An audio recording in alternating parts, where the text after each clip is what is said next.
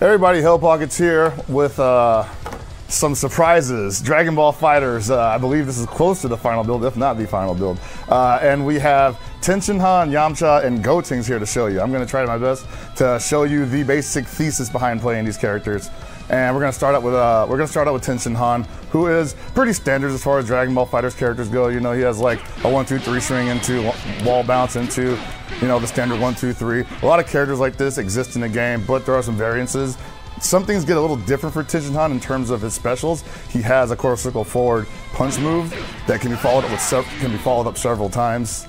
It's going to end up in a very flashy string, but the cool thing about this is you don't have to complete the string on your own. You can just do one. You can do 1 or 2 hits, and you know, as you see, you can choose your follow-up after that. What I like to do is, and this might be jumping ahead a little bit, but I like to follow this up with a super. So I believe that's, there we go. Okay, had to get it right first time. Bear with me. So you can follow it up with the super right there.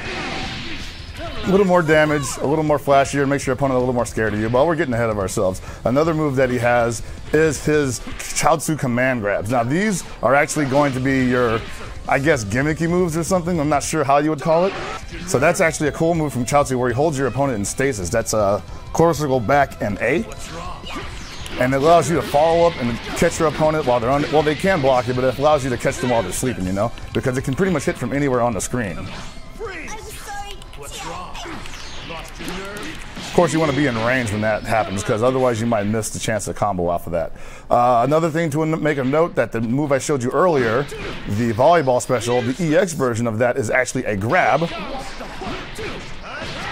which makes him a little more dangerous than your average melee character. Obviously, it's pretty slow, so if you catch somebody in the block string, you'll be able to follow that up with a little bit of a 50-50 situation where if you go for it, they may not be ready for it.